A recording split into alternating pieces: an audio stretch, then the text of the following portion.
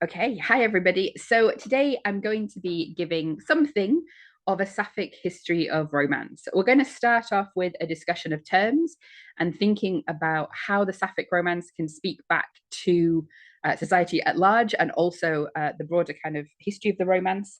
We'll then look at a potted history of the development of the Sapphic popular romance. Now, I'm not going to be going into the whole history of women writing about loving women. Instead, I'm thinking particularly of the prose fictions of the 20th century and the development of the subgenre of the popular romance. And then in the last section, I'm going to be looking at three interesting strands of Sapphic romance with some case studies. And we're going to look at fated lovers, burning houses, and unruly hens. And hopefully by the end, you'll realize which book each of those refers to. So before we get started, as I said, I want to mention a couple of different terms. And I've just put some examples of films that I've really enjoyed on the side. If you want the names of them, I can pop them in the chat at the end. I will be using the term queer today. And sometimes, obviously, this has historically been a slur, but it's been reclaimed both by the community and within queer theory. And so today it's used as an identity. So somebody might identify as queer. It's often used as an umbrella term for Two-Spirit and LGBTQIA plus communities. But also there's this theoretical understanding of queer as undefinable, that which escapes categories and essential kind of categories, binaries, etc., and very rigid boxes, and allows for a lot more fluidity in how we approach sexuality and gender. So famously, Eve Sedgwick said that queer can be understood as the open mesh of possibilities, gaps, overlaps, dissonances, and resonances, lapses and excesses of meaning when the constituent elements of anyone's gender or anyone's sexuality aren't made or can't be made to signify monolithically. So what I'm going to be putting forward today in the talk is the idea that Sapphic romance can, to a greater or lesser extent, be engaged in this queer work of disarticulation and take us beyond those, as I've already mentioned, rigid categories of gender and sexuality and push back against kind of heteronormative and heterosexist assumptions. Some other terms that I'll be using today, I'll be using lesbian romance, lesbian pulp, lesbian presses. Now, strictly speaking, how I would use the term lesbian romance is to refer to a romance that includes lesbians. And I would usually use the slightly wider term Sapphic romance to refer to any book which includes women loving women, which could include sort of more gender and sexuality diversity, for example, the inclusion of bisexual women.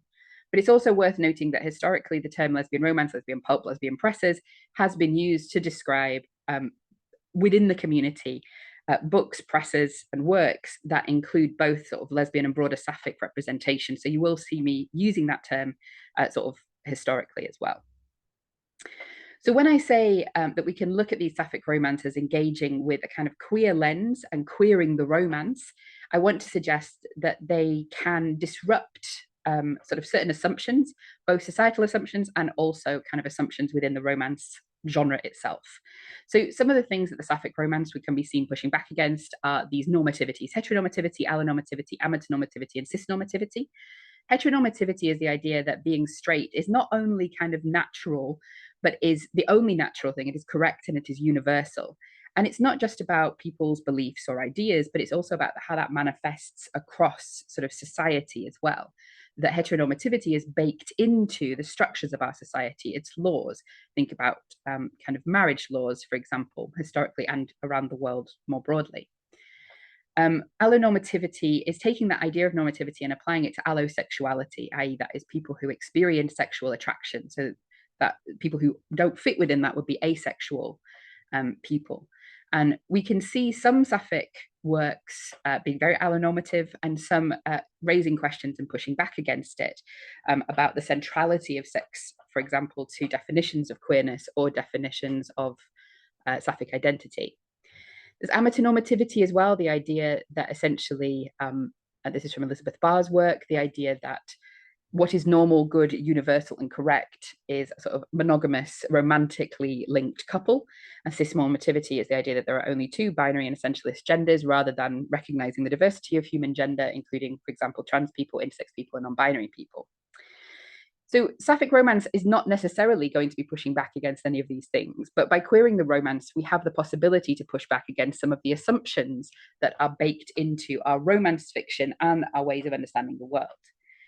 The other category that I want to briefly kind of mention is something that isn't quite using normativity in the same way as these other terms. Homonormativity is not the idea that homosexuality is right, correct, universal. It's certainly the idea that it's right and correct. There's nothing anti-homosexual about homonormativity. But homonormativity is sort of the term that's used to refer to campaigning and representation ideas that gay people or queer people are exactly the same. So, like, don't worry about us, we are just like you. As Keyes notes it, when we transfer this to the romance, the idea that it's all okay because the character's romance mirrors the heterosexual families in society, so who could have a problem with it? So, homonormativity can be an issue in queer literature as well. With the idea that, okay, this is an okay romance because it actually fits heteronormative and heterosexual patterns. But we will also see in many books that this is pushed back against in different ways. This is not to say that people can't have exactly the life that they want, whether that looks stereotypical or not, but rather that homonormativity, that is universal, natural, correct for everybody, is something that many of these texts, particularly Sapphic romances, will be pushing back against. The Sapphic romances traditionally and historically been linked to different feminist movements that are questioning ideas of essentialist gender, essentialist ideas of what a woman is and what a woman should be, and pushing back against the patriarchal and heterosexist construction of society. So, as I've mentioned multiple times, I think we can also see Sapphic romance in productive conversations with romance more broadly. Both kind of fulfilling the generic expectations of romance, particularly in modern romance novels, but also pushing back against the assumptions, often the heterosexist assumptions, that are baked into what as I consider, quite a lot of romance scholarship, actually. What I will argue today is that in quite a lot of romance scholarship, what we see is a kind of default heterosexuality informing the ways in which romance scholarship is constructed. And room has increasingly been created in sort of modern scholarship by queer scholars, particularly, to have a much more open conception of romance and the happily ever after. But it's still kind of an uphill piece of work, as writers and critics will note. So if we're thinking about what the romance is, there's lots of different definitions. There's kind of key points that come up in some of them, and I just want to have a look at them to show, what we might expect from our lesbian romances and our Sapphic romances, but also what they might be kind of questioning and pushing back against or alerting us to. So the Romantic Novelist Association says it's a love story with a healthy relationship dynamic between the main characters that results in an uplifting, positive resolution. The RWA, so Romantic Writers Association, that two basic elements comprise every romance novel: a central love story and an emotionally satisfying and optimistic ending. And the sort of canonical critic Pamela Regis suggests that a romance novel is a work of prose fiction that tells the story of a courtship and a betrothal. She goes on to add that romance novels end happily, with readers insisting on that. The happy ending is the only formal feature of the romance novel that virtually everyone can identify. So all these point towards some key ideas. The idea that the romance ends happily in some sense, but also there's some assumptions that are going on here, which speak more to the preferences of the people creating these than they do to what the romance genre actually is. And I would suggest that they lean towards a kind of heteronormative assumption about what the genre is as well. So, for example, in the Romantic Novelist Association, you have the emphasis on a healthy relationship dynamic. Now, I'm not saying this is not me saying that queer relationships are not a healthy relationship dynamic. This is me pushing back against the idea that this is universal in romance. There's plenty of romance, from dark romance and horror romance to pretty much anything written in the mid 20th century, where we might want to question this idea that a healthy relationship dynamic is at play. We also have this sort of assumption of the happy ever after, which I think is an ideologically loaded term, both very directly in somebody like Pamela Regis associating it with courtship and betrothal. And although she's later gone on to sort of nuance her work and try to retroactively fit a more queer inclusive perspective, what we are still seeing is this kind of hetero assumption of what a happy ending looks like: monogamy, commitment, ability to be open, sort of legal status together. And we see all of these other kind of framings of the happily ever after: uplifting and positive, satisfying and optimistic. What I think reading and working on queer romance asks us to do is to question what we mean when we say happily ever after, and what assumptions we're making when we say it, whether we're talking about the HEA or the happy for now, or my own personal category, they were happy, I guess. But what I mean by questioning what the happily ever after is it means, well, what does it mean to be happily ever after with characters living in a hostile society? What does it mean to be living in a happily ever after for characters that don't choose to be monogamous? What does it mean to insist upon a happily ever after and then sort of which foregrounds the idea of longevity and eternity rather than sort of appreciating romance as it exists in moments and periods of time? So those are just some of the questions that we can ask about romance. I want to go into a little bit more detail by thinking about Regis's 8 elements of romance and how Sapphic romances can help us to question or challenge some of the assumptions about what are the necessary building bricks of romance. So for Regis, there's usually a definition of society always corrupt in some way that the romance novel will reform. Now, the way in which I think queer romances more broadly, but Sapphic romances can push back against this, is the idea that the society itself can be reformed rather than simply survived. I think that emphasis on survival is key, particularly to a lot of historical Sapphic works, either written historically or set in historical time periods. And it causes us to question to what extent they're interested in seeing or depicting a reform of society rather than focusing on the queer community's experience of living within a corrupt or a demeaning society. Now, I'm not going to argue that we're going to have a meeting of the couple, although, of course, not all romance novels are going to include the meeting on page. There's an account of their attraction to each other, but the Sapphic romance causes us to ask different questions about what that might look like, particularly if we're looking at historical texts. There's a lot of questions about how that manifests, how that can be acted out, what challenges are presented by attraction to each other, how you can tell that somebody is safe to be attracted to or available to be attracted to as a queer person. There's usually a barrier between them. What we find happening in sort of Regis's definition is the idea that the barrier is removed. I would argue that in much Sapphic romance, particularly, well, I'm thinking particularly here of historical romance, that barrier simply remains the same. It remains in place. And it's rather about living around and through these barriers, imagining queer lives historically, rather than imagining the end of homophobia.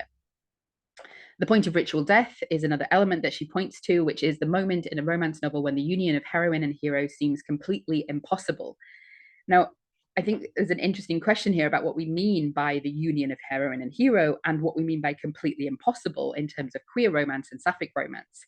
If we mean their legal union for much of history up until within the last 20 years, that was indeed within the sort of American and British framework, at least, something that wasn't possible. So what do we mean by union? What are we actually looking for here? And what does it look like? Will it look like two people living together with some kind of legal commitment, or will it look like something very different? And also, what do we mean by impossible? So this is the GIF I always use when I'm teaching Pamela Regis as an example of the point of ritual death. Regis herself uses Darcy and Elizabeth discovering that Lydia has run away, as Elizabeth being like, this is it for me, this is it for our relationship. I always love this scene from Pride and Prejudice and Zombies. I feel like a like literal sword fight during a proposal could realistically be read as a point of ritual death. Regis suggests there's usually a recognition that fells the barrier, but as I've already mentioned, I think for many queer romances, particularly historically, that barrier can stay in place, even for modern romances as people navigate a society which is still hostile to queer people. Then we have the declaration of the hero and heroine. Again, questions like with attraction about what that declaration would mean, and whether that's public or private, whether there's a declaration itself, what kind of sort of framing does that declaration have? In a straight romance, it might be a declaration of marriage or an offer of marriage, but what does it mean for queer characters? And how does it reset our assumptions about what romance will entail? And of course, Pamela Regis also points towards the betrothal. She includes this quite literally, I think. In modern romances, both straight and queer, we won't necessarily get a betrothal, or we can't have a betrothal. But what we do see happening is Pamela Regis then kind of expanding the term to refer to this act of commitment. But again, it's making a lot of assumptions about happily ever after, about monogamy, and about sort of what a relationship should or could look like. So having introduced those terms and the possibility of what Sapphic romance can do, I want to give a little bit of a history of Sapphic fiction and Sapphic romance. As I mentioned, I'm not going to go back to the oldest historical texts and take you through from Sappho up through, poets in the 17th, 18th, and 19th centuries, but rather starting with prose fiction and seeing the rise of kind of the modern lesbian or Sapphic novel. Now, as Barrett notes, nothing resembling a modern romance novel exists in the gay and lesbian archives until the latter decades of the 20th century. I would say the mid to later decades of the 20th century. But we do see books which depict lesbian relationships in different ways, or sapphic relationships.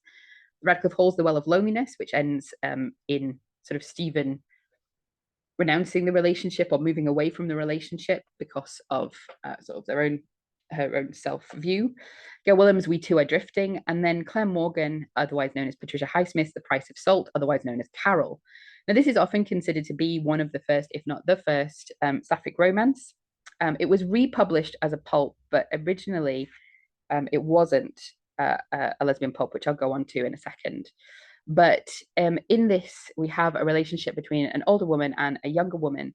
And we also see the price of what that relationship costs, as in the older woman, Carol, loses custody and contact with her daughter because of this relationship. So lesbian pulps is something that I realized this year only quite a lot of people don't actually know about, apparently. Even though it was a sort of massive publishing phenomenon in the mid 20th century. I think the assumption that we haven't had lesbians and sapphic people on page and readily available is one that we just kind of automatically assume. But the lesbian pulps published from about 1950 to 1965, flooded the market. So this period was flooded with lesbian fiction in the form of lesbian pulp novels, mass market paperbacks with explicitly lesbian themes and sensationalized covers that enjoyed widespread distribution and millions in sales. So these were the kind of easy selling paperbacks that you would find at the grocery store and the supermarket in America at the time. Now, many of these were written by men for a specifically male gaze. They would often have fairly salacious details, and they would end with a terrible tragedy for the lesbian lovers. But there are over 500 books, and not all of them are like that. So the first one that really kind of became massively famous is Teresa Torres's Women's Barracks, which was the first US paperback bestseller. It was so popular that it triggered the formation of the House Select Committee on Current Pornographic Materials, which led to the second edition, including a disapproving narrator, because this book was based on Teresa Torres's own experiences during the war, and it depicts a number of women living in the same house, with some of them being in sapphic relationships.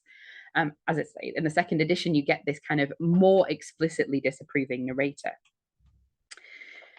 It's worth noting that there was an important subset of these texts written by women, many of whom were lesbians. And although some of them ended with sort of tragedy in the relationships, they would still represent more accurately, or kind of for a broader audience, perhaps, sapphic relationships. Keller notes lesbian pulps were crucial survival literature for sapphic communities at the time. In Joan Nestle's evocative phrase, coveted and treasured for their sometimes positive and sometimes awful, but decidedly lesbian and decidedly available representation. So it's the same thing that I think anybody sapphic like myself has experienced through life, that you put up with what you've got in terms of representation. I grew up during the 80s, so there was a lot of evil female villains that I enjoyed watching. Of course, we would not say that that's the greatest representation, but you, as I say, live with what you've got. That isn't to say that it has a positive impact. So in Between the Sheets, there were a number of interviews with different women, and Donna Allegra says, I look back now and see where those books and their ideas rotted my guts and crippled my moral structure. But she also says, in nothing and nowhere else in the world I lived in could I have seen the possibility of a lesbian happily ever after when I was a teen, outside of these pulps. So it's the importance essentially of representation. But that isn't to say that these works were necessarily doing something good, particularly those kind of authored for the male gaze and kind of interested in the condemnation of lesbian women. But we are seeing people coming to them and seeing themselves reflected in them. By the 60s and 70s, we start to get actual sapphic romances being published. So one example of this from 1964 is The Desert of the Heart by Jane Rule, which includes an older woman going to Vegas, going through a divorce, and falling in love with a younger woman.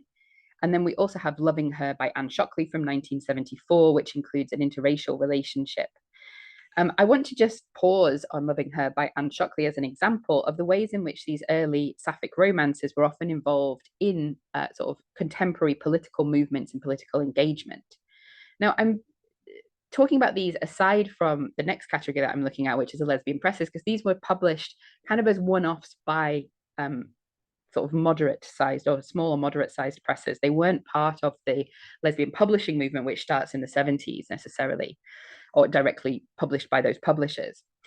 But they are very engaged with the contemporary politics of second wave feminism, and particularly the work of lesbian feminists who are challenging sort of essentialist constructions of what it is to be a woman, are challenging sort of the heterosexist constructions of society, and ideas of marriage and ideas of roles within marriage.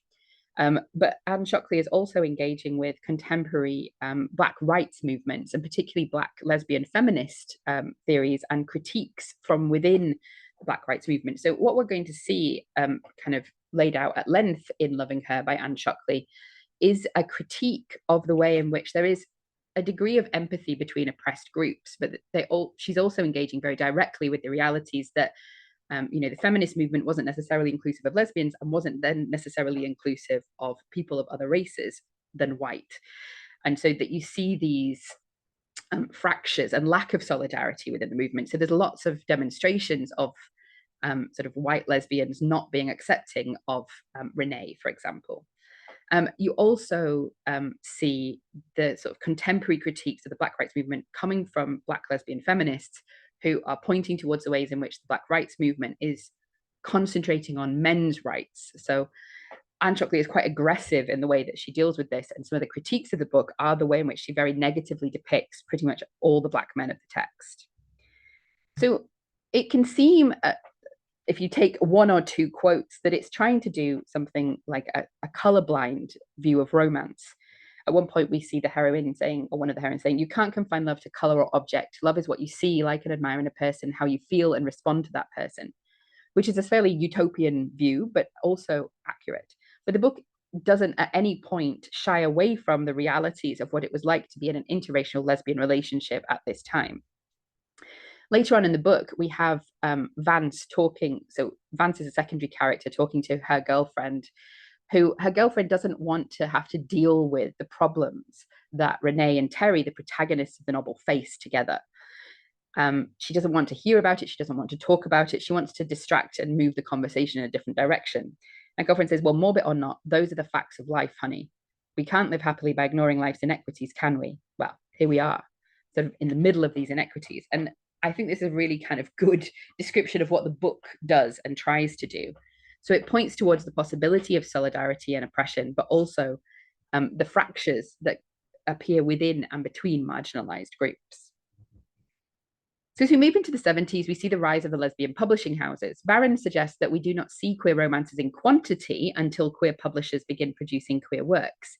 And queer publishers emerge from the nascent queer activist movement in the second half of the 20th century. So one of the important presses, one of the first, it was the Naiad Press, founded in 1973. And we have a sort of idea of what they were trying to do here, a quotation that Barron provides us with, that the press wanted to make a different political statement. So engaging with the contemporary feminist politics, but they wanted to make a statement, a subtler, but no less subversive statement than the writings of Kate Millett, Betty Friedan, and other feminist voices. Greer chose to publish genre fiction for the everyday reader, the lesbians who sought positive images of our dreams and desires reflected in popular fiction. And Naiad Press made lesbian romances affordable, accessible, and plentiful, and lesbians could not buy them fast enough.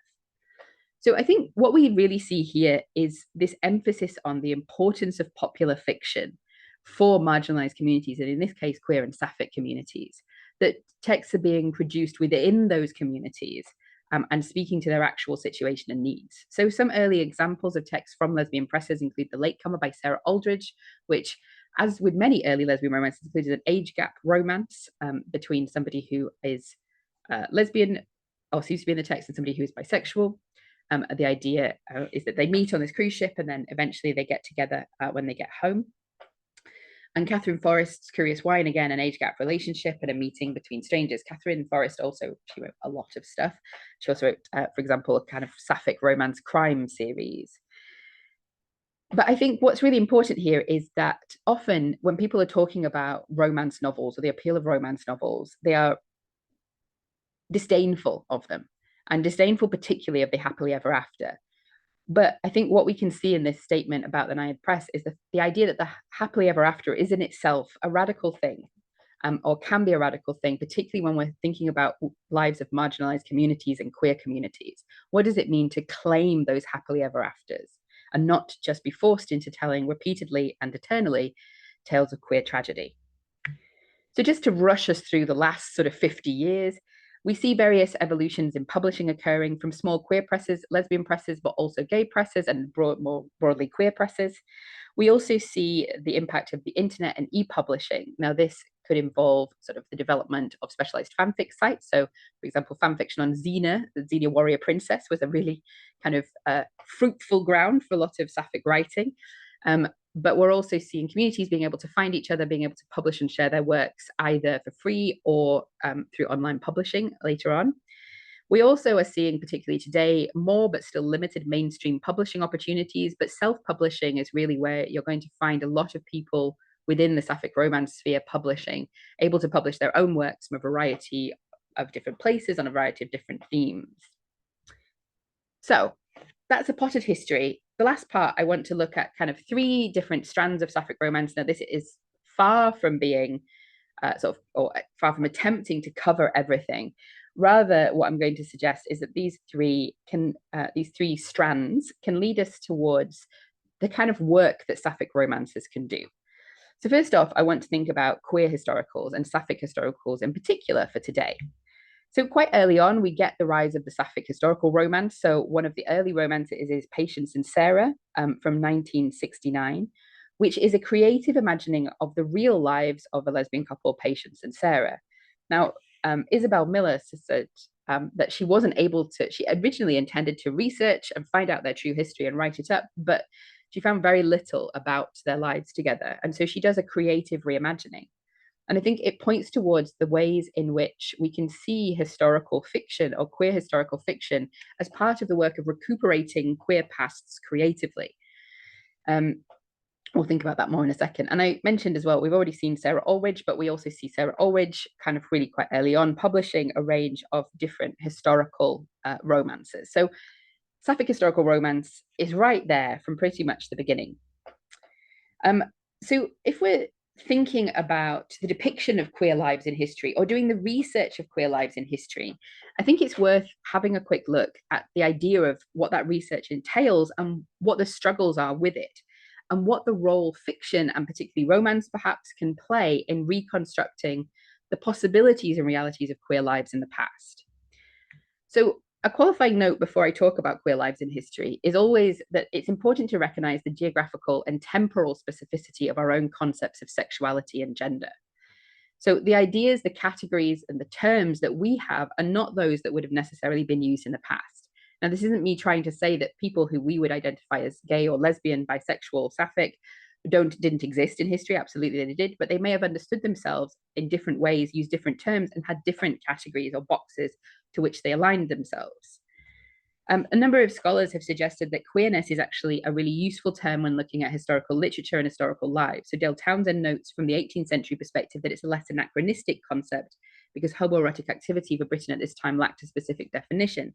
And Stephen Guy Bray, talking about Shakespeare, suggests that rather than being anachronistic, the word queer is a more suitable term for Shakespearean sexuality, where queerness is more fluid and thus more suitable in the context of Renaissance literature, in which there often appears to be no firm distinction between kinds of sexual or emotional attachment.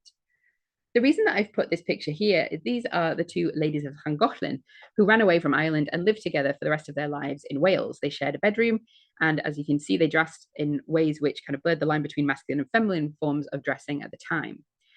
Their friendship was often referred to as a romantic friendship. And the reason why I'm bringing this up is because I think it's useful to understand romantic friendship as a historically specific term. And people often dismiss this term as it's just like, oh, you're just trying to make them just be friends. And sometimes that can absolutely be accurate. But I also want to suggest that historical constructions of identity and attachment can also clue us into the narrow boundaries of our current conceptions or some of our current conceptions. So I would suggest that romantic friendship, as it's used for this couple, and also in the example that I'm about to use, offers us a different way of understanding relationships, or offers a kind of valorization of a romantic relationship, which is not explicitly and doesn't need to be sexual, for example. I'm not suggesting that I know either way what their relationship was. I think the category is useful and interesting. So in terms of approaching queer history, I want to give you an idea of kind of what the challenges are that we face in trying to do this using examples of my own work. So one of the things that I've worked quite extensively on is Byron's queer literature and life. So doing queer history, as Regina Kunzel notes, is a question of reconstructing what is excluded, searching for the hidden and marginal to find queer subtexts.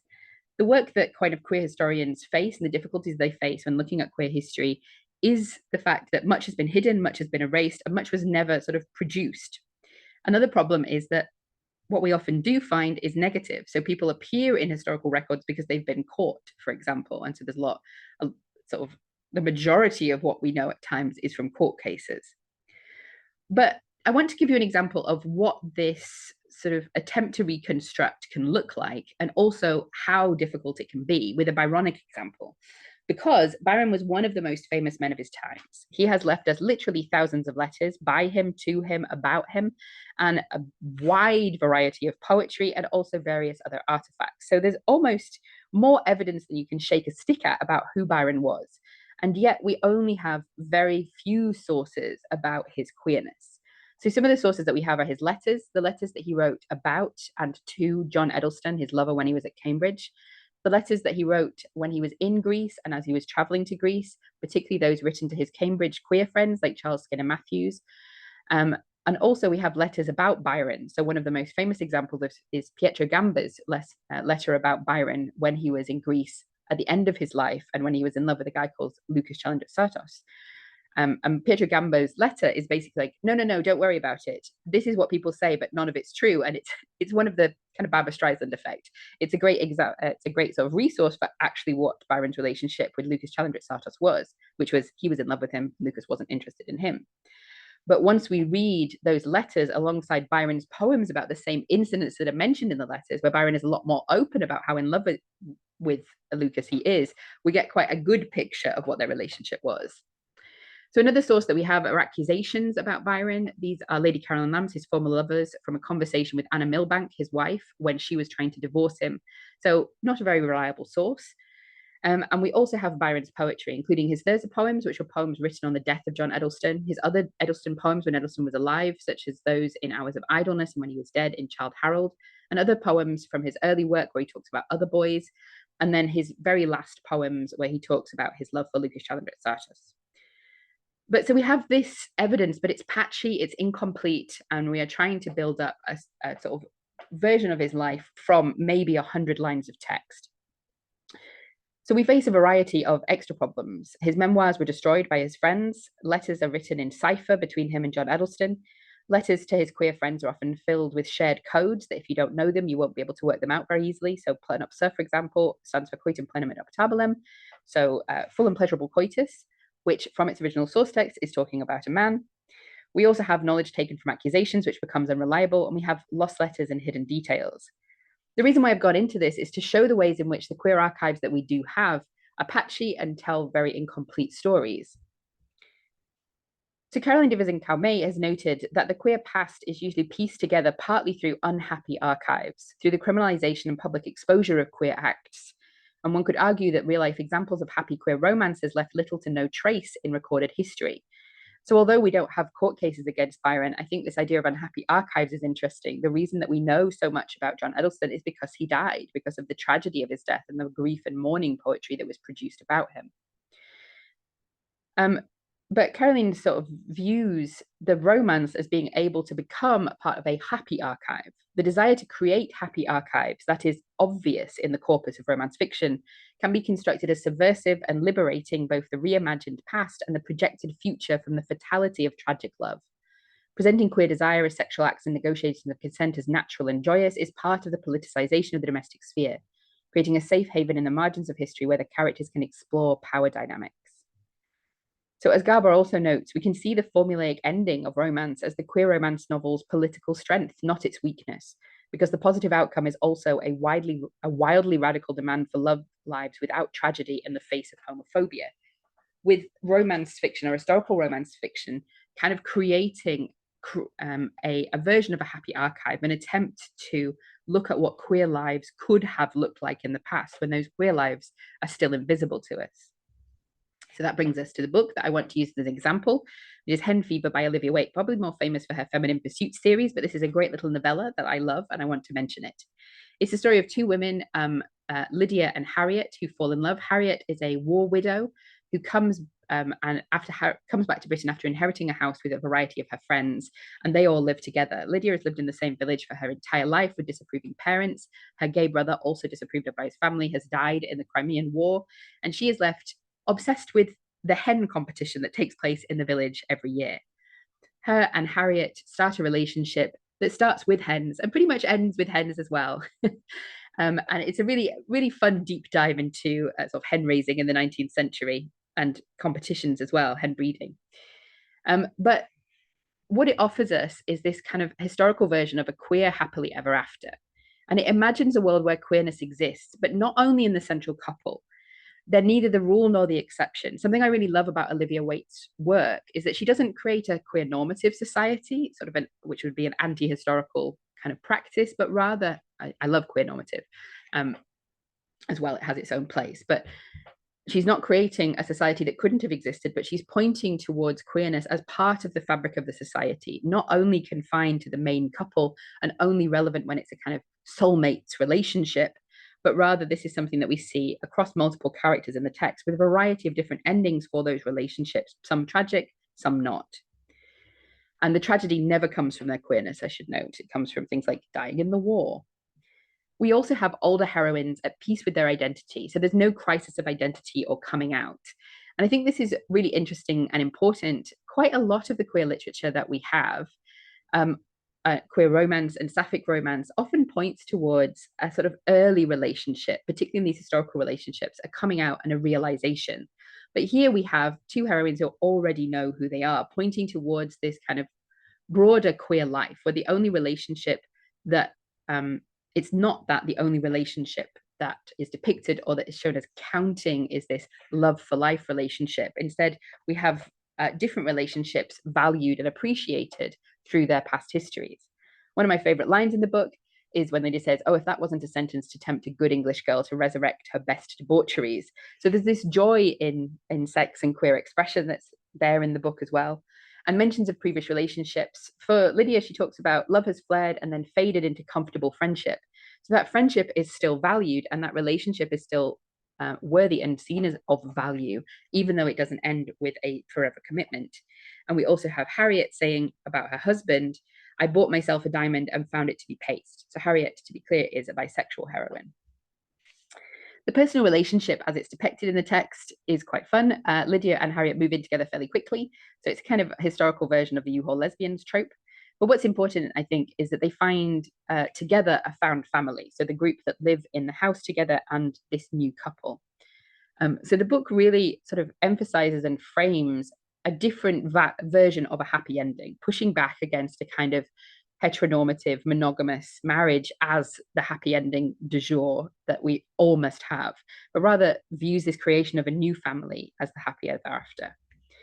It's also worth noting that this kind of renovation and renewal and move towards kind of life and redemption is also extended to the community after they have their very acrimonious hen debate. Everything goes wrong. They all have to come together to rescue the chickens after a storm.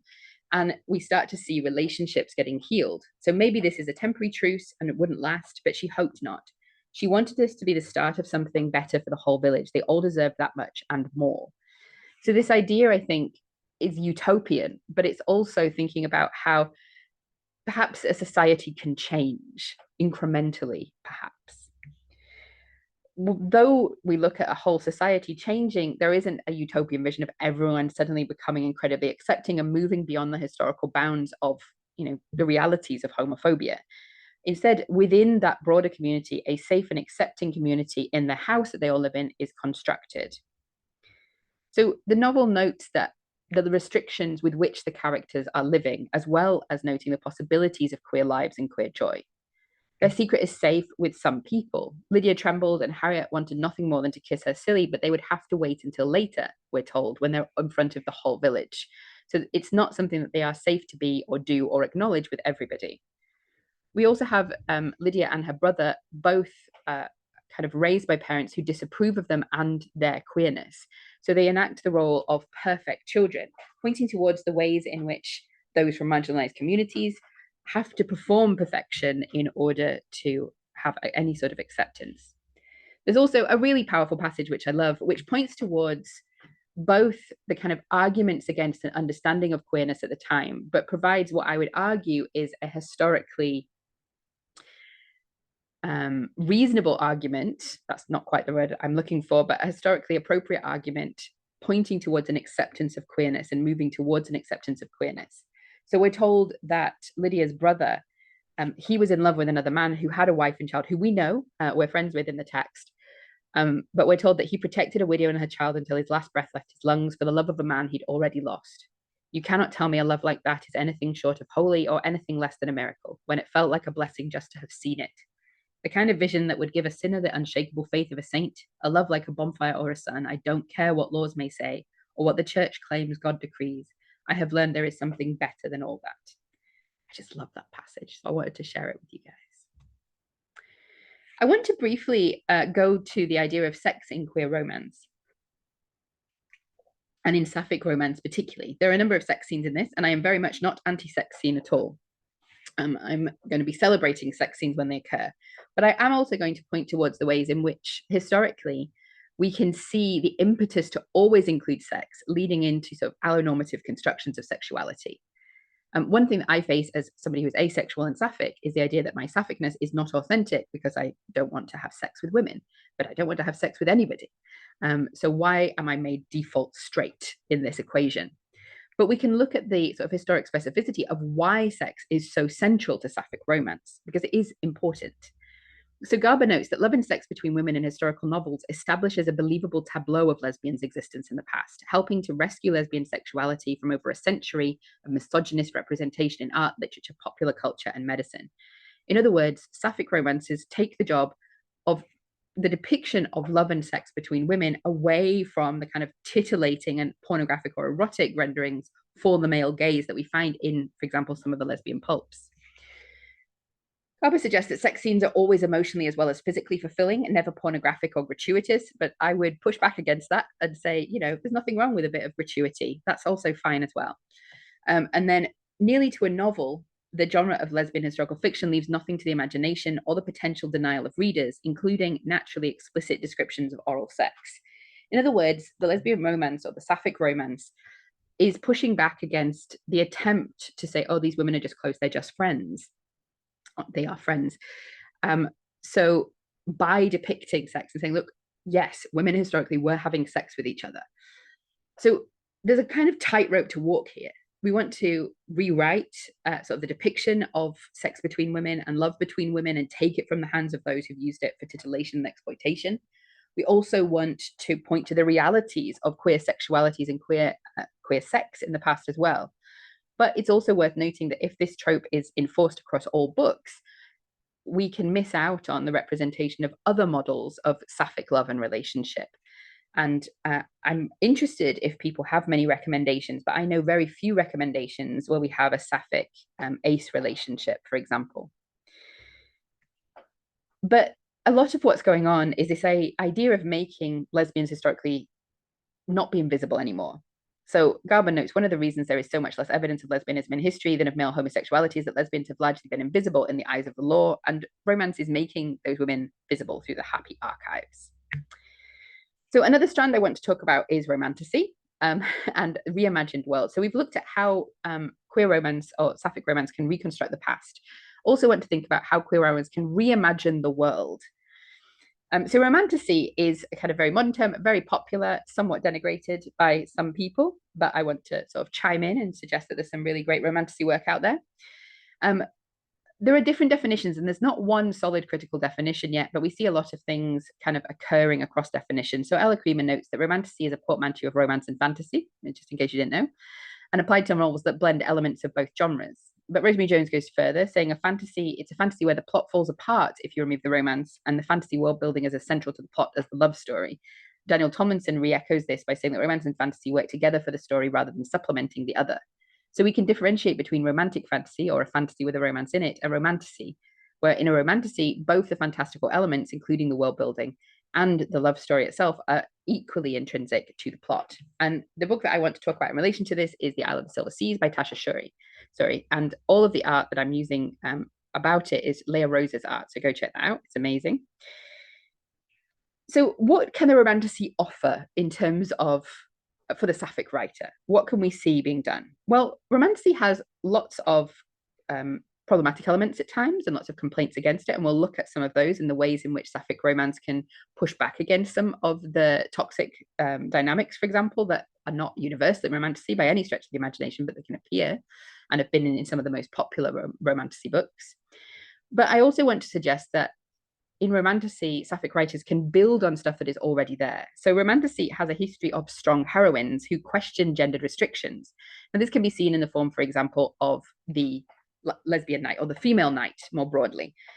Of course, there is a bit of a danger by depicting sort of only ever seeing female knights. And, you know, it's a critique that's been raised by many people about kind of the depiction of women in fantasy, is that to be cool, to be respected, to be amazing as heroines, they are associated with masculinist values. So, okay, she's great because she's a knight, so she can fight just as good as the men or even better, rather than thinking about a wider range of kind of characteristics and possibilities of heroism.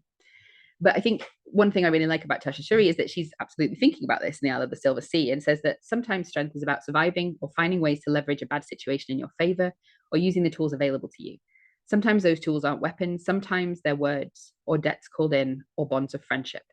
So it offers a kind of wider palette to see how we can understand and reimagine the heroine. So something that romantasy offers is the possibilities of world building and the ability to make up your own rules, which could include, but don't necessarily include, creating queer normative worlds. The question is, if you're creating your own world with its own rules, why are you creating a misogynist, racist, or homophobic society? Now, there are good answers to that. You might be wanting to sort through real world issues and questions through this fantasy novel, but there's also possibilities within queer normativity. So according to Fielding, the queer normative world is imagined as a specific response to heteronormativity and provides opportunities to rework the function of the narrative itself. Creators of queer normative worlds do not eschew normativity entirely. Instead, they empower queer to define what it means to be normal. Queer normativity empowers the queer to create a world where the taken for granted assumptions are in line with queer theoretical and embodied values, i.e., the assumption is not that everybody is straight, but that anybody could have a fluid or gender identity or sexuality, that there are no assumptions essentially made about it, and that queerness is normalized throughout the text. So you may or may not agree that this term applies to the Isle of the Silver Sea, but in it we see a number of queer couples simply existing within the text. The main story is about Vina and Simran, who are essentially immortal lovers that are trapped within this story to repeat it over and over again, the witch and the knight. And they are destined to fall in love after Vina puts a spell on Simran, or the other way around. And can't remember, sorry, the witch puts a spell on the knight. And then the knight is destined to break free of the spell eventually and to kill the person that they love. So historically, the knight has quite often been a man, but in the latest incarnation, she's a woman, and she is also an immigrant, so somebody from outside of the Isle. And one of the things that we get to know is that this isle is separated from the rest of the world to a certain extent, and within it, stories have power. They are used, therefore, by the queen to maintain the status quo. So any stories that are not sort of for her benefit are eradicated, and those include stories from outside of the Isle. So there's, the text is really not, it's engaging with a lot of different ideas and theories and sort of realities. What I want to suggest that we see the Isle of the Silver Seas doing is entering into conversation with romantasy more broadly and rewriting some of the stories in amazing ways. So one thing I think, one thing is essential to the novel is the fact that it hinges on the two characters, Vida and Simran, fighting to be free of their story. So the story becomes something that confines them. It's the way that society, and the queen particularly, wants to construct the world, and they are stuck within it, however much harm it does to them. So there's a lot of emphasis in the narrative on choice. So Simran whispers, "You're the tail I choose," not saying, I choose the tale that you are in. You are the tale. You are the story. This is what I choose. And, they get together, but they have to die again before they can fully be together. At the end of the novel, we're told that they were kissing in the place that would become their home, their hearth, and their whole lives lay before them. Uncharted, endless possibility. And it's this idea of uncharted, endless possibility that the text is interested in, breaking free of the boundaries and barriers and rules. There's also the idea of found family that we already found in Hen Fever. So if you choose to be my family, then you are my family. And we also have other queer couples making choices for each other within the text. So I won't spoiler it by telling you who they are or how the story ends for them, but there's two male characters as well. Well, there's a more gay relationship as well, where we see, now I may live a mortal life alongside him, so that is what I choose to do. So somebody choosing, again, to move away from their own story, creating their own with the person that they love. And it's this idea of moving beyond the boxes that is central to the story. It's also pushing back against the fated mates trope, I would suggest, because it makes fated mates essentially a curse, that they are destined to be together, but that is something that is a horrific removal of their agency. It is only once they are free of the story and they can choose each other that their love feels real to them. So predestination here becomes horror. The book is also interested in the question of who tells and controls stories and who is excluded from them. With the Queen telling and controlling the stories and her librarians controlling what stories can exist or be told. And they work to kill the beast, whether they succeed or not, more ambiguous. I would say they survive. The beast was the soul of the isle, the ever-changing soul, made of small folks' dreams and languages old as the stones, or carried tenderly across the silver sea. The beast was not monarchy or thrones, chivalry or glory held fast in a fist. It was life in all its forms. So the idea here is a much more inclusive idea of storytelling and society that embraces diversity and difference. And it points towards the possibilities of community and collaboration, both in terms of the stories and the ways in which different marginalized communities work together to defeat the Queen and then later the King. Because we have stories that repeat all through this. Of course, we have the central story, this tale of reincarnation and love and tragedy. But the whole island is made up of repeating stories, people who get trapped within their stories. And some of the stories that repeat on a more metaphorical level are anti-immigrant rhetoric, which recurs every so often and kind of becomes a wave of eradication. Also abuses of power and models of oppression. So we spend a lot of the novel trying to get rid of the Queen, but then the King comes to replace her and he is just as bad. So what the story is interested in doing is deconstructing the status quo more broadly, deconstructing the way in which power and society is constructed. Because maintaining the status quo is what the Queen and the King both essentially want to do. The Queen tells our heroines, change is not a force of goodness, knight, it is the death of history. But what the book suggests is that it's actually stasis that is the death of history, and it is change and diversity that leads us towards a better future. So finally, I want to end up with something, well, it's going to be a more fun at the end, guys. So the last strand that I want to think about is the way in which we see Sapphic romances queering the canon. So going back to texts like Jane Eyre and rewriting or reimagining them, pushing against the heterosexist and heteronormative assumptions which often underlie them. In these stories, often the burning down of the house is central. Now, of course, in Jane Eyre, the house is burnt down, and it's often read critically as being sort of we burn down the structures of power that that Rochester is involved with, and thus an equality can be created between Rochester and Jane Eyre. But it's not the burning of Jane Eyre's of Thornfield that I want to point towards, but rather the burning of Manderley in Rebecca by Daphne du Maurier as really important to the symbol of the burning house within Sapphic romances. So in Rebecca, we have the main couple, Maxime de Winter, and his second unnamed wife coming back to Manderley. Working there is Mrs. Danvers, classic lesbian housekeeper. We love you, Mrs. Danvers, who is obsessed with the previous wife, Rebecca. It was a sort of shadow haunting the house for the second wife, who thinks she can never live up to her. But then she's delighted, and go read it again. She is delighted when she realizes that Maxime de Winter isn't in love with his previous wife. He killed her. What I think is really interesting is at the end of the book, at least, Mrs. Danvers is the one who burns down the house, and then she disappears. She gets out. And in burning down the house, she doesn't simply burn down the patriarchal power of Maxime de Winter, but she burns down the house that both of them have been involved with, this kind of heterosexual couple and what they represent in terms of the structures of power and heteronormativity of the time as well. So her final act is this act of destruction that she escapes from scot-free, unlike in the film. So just bear in mind that kind of image of the burning house as I talk you through two different burning houses. The first is in The Wife in the Attic by Rose Lerner, which is a sort of reimagining of Jane Eyre with different sort of character names, but a very similar construction of plot. Something that I think it really asks us is about what makes an ending happy, and to what extent can we really read the ending of Jane Eyre as happy? So the characters in this are Deborah, who's employed as a governess to Tabby, the daughter of Sir Kit and Jael, but she's Jewish, but Sir Kit doesn't know that. He despises his Jewish wife, and he wants a sort of white Protestant Christian to look after his daughter. He's an English nobleman, husband to Jael and father to Tabby. And I don't want to give the impression that he's depicted as a simple character or as a baddie. One of the real strengths of Rose Lerner's novel is that it is complex and it is messy.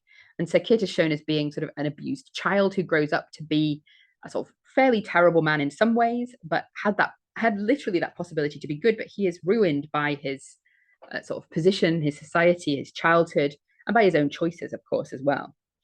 Jael is the wife in the attic, and it borrows, of course, from the depiction of Bertha in Jane Eyre, but it also borrows from Castle Rackrent by Maria Edgeworth.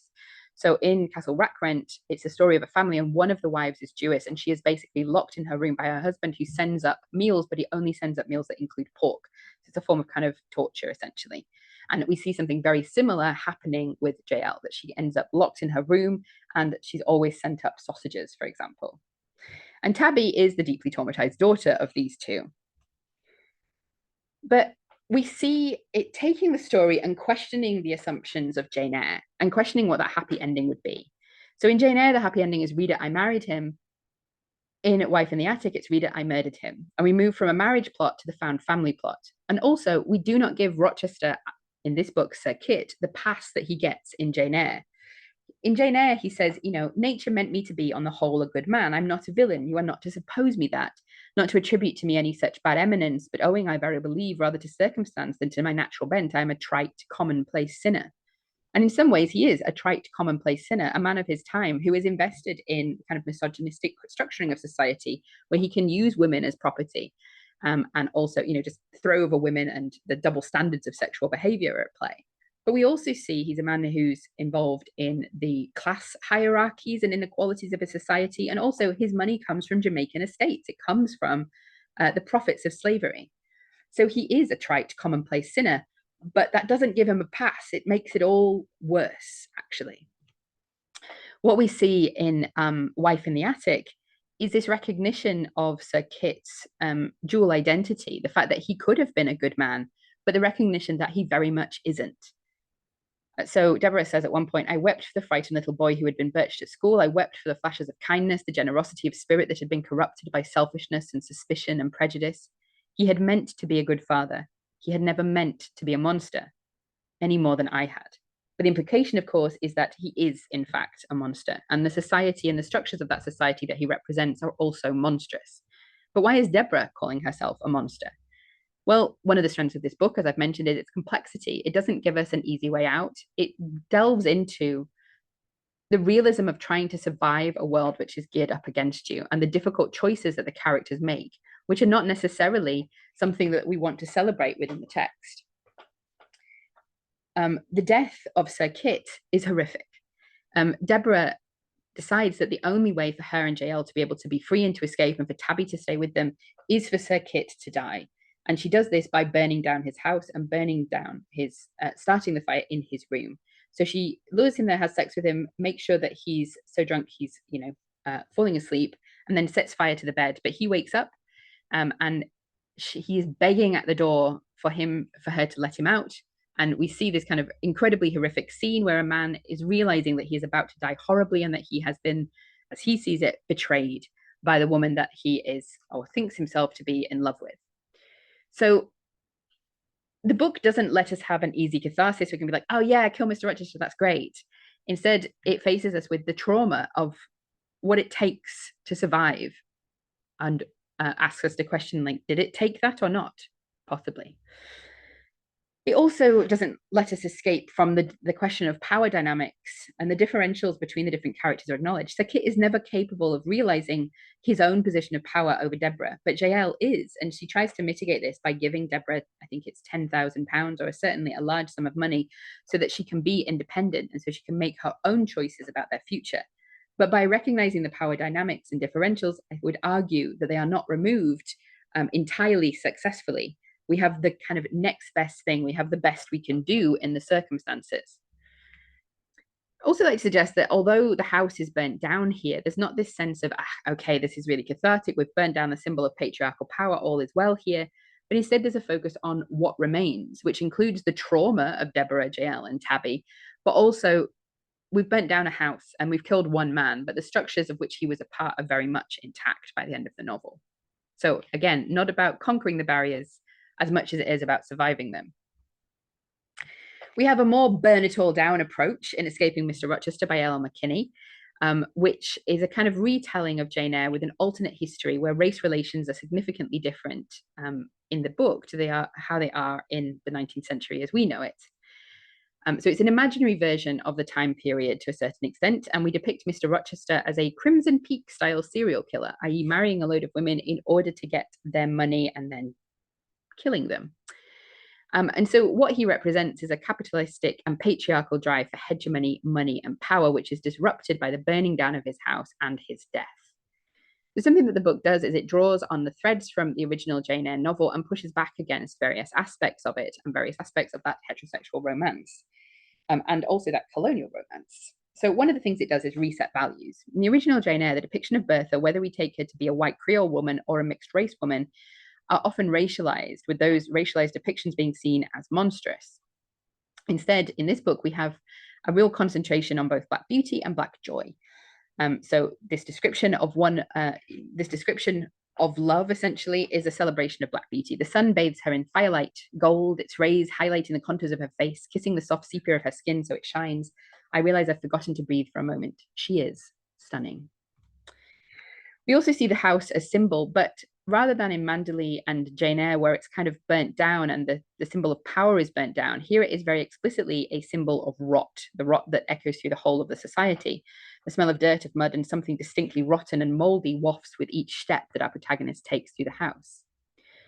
As in many Sapphic rewritings or reimaginings of Jane Eyre, both in published fiction and in fan fiction, we have a rereading of Jane's relationship with Helen, where it's reconstructed romantically, although not sexually. It's funny in a way how I used to imagine my future with Helen, a little house we would share together with a small garden, maybe a chicken or two, perhaps other animals, she and I and all that was to come spread before us. Any other outcome seemed impossible, and then the impossible happened in losing her. Finally, we have this rejection of Edward himself and marriage more broadly. So the way it does this is by making Edward a serial killer, where each marriage is a marriage of convenience, where the woman becomes quite literally property or a representation of property that he then takes, and she is flung to the side, she's killed. And we see this, in the final confrontation with him, where he says, "What's one more dead woman?" And that is a summary of his attitude to the characters, but also to marriage itself. And so this idea of marriage as a way of entrapping and objectifying women is something that the protagonists of this novel push back against. And it questions the idea that the ending of Jane Eyre with its marriage is completely happy. I just wanted to point towards the fact that reimagining Helen is quite a frequent feature of fanfic, and just point towards one of my favorites, quite a nice one, Russet Firedrake's For the Better, which imagines a different life for Helen and Jane, and a different way of constructing life outside of these structures of power and of marriage. So finally, I'm going to end on something light and breezy. If you've been to my talks before, you may have heard me talk about this classic of literature, Jurassic Jane Eyre by Carrie Cicierega, where, we queer Jane Eyre by just adding dinosaurs. A woman travels back in time, her TARDIS essentially is destroyed, and she meets a dinosaur that she falls in love with. And it belongs to the microgenre of dinosaur erotica, which Hefner and Grimont have noted. Sort of typically, the narratives of this microgenre work to rewrite prior narratives of women menaced by dinosaur in films, for example, in that the feminine subject's agency and sexual liberation is centered. And it's this agency and sexual liberation, including queer liberation, that is central to Jurassic Jane Eyre. It does something interesting and slightly different to the books that we've looked at in its rewriting of a canonical text by utilizing humor. Now, some of this is very obvious, but still very fun. It evokes and humorizes a variety of different tropes. So, one of my favorite examples, how I long to free the sensitive, loving heart from its hard, scaly, brooding cage, but not literally, because then Edwina would die, which would be sad. But this idea of literalizing tropes points us towards kind of an understanding of the metaphors that are being used and calls our attention to them and potentially helps to mock or deconstruct them. We also have a world of pure fantasy. Of course, we can't have sex with dinosaurs, guys. And this is a world where, it's not interested in the real. It's interested in sort of fantastical possibilities, celebrations, joy, and silliness. One of my favorite lines, again, is our heroine saying, "None of this is biologically possible." To which Edwina replies, Edwina leaned down so she could gaze directly into my grey eyes with her own amber ones. "Let me show you what's biologically possible," she breathed. There's also something interesting that happens with the birther equivalent. So we have a gender flip. We have a former mate, did not die in a tar pit. He caught rabies from some nasty little mammal. I sensed that you two were too moral to sleep with me, knowing I'd be cheating on a rabid stegosaurus. So Bertha becomes a rabid stegosaurus. Now, there's problematic elements to this, of course. It doesn't really push back against the Bertha narrative as we see it in the original novel, which is rooted in ableism and also kind of colonial racism and colonial logics. But it does point towards the kind of double standards that are at play in Rochester's condemnation of Bertha's sexual conduct, for example. However, it still leans into some slut shaming here, I would argue. So the book ends with some really useful points, and I think I'll leave you with them as well. So some of them are these accuracy points about what dinosaurs existed when, but the last two point us towards some really useful things. One, there is no evidence you can turn someone into a lesbian. I think this is an interesting talking back to the microgenre, which is surprisingly full of texts about dinosaurs making people gay. But the idea is that this is something that is kind of laughing at that construction. Instead, doing the most basic thing you can do in terms of queer inclusivity, which is not equating queerness with sort of acts of conversion or of corruption. We're also told the only way to ensure completely safe sex with a 40-foot long 6-ton predator is abstinence. And this is not me wanting to end this with a message of abstinence, but rather that the message ends with sort of a fun and recognition of the fantasy and an advocation of safe sex. So, rar, I guess. So this is some of my sources if you're interested, and I'm happy to take any questions, guys.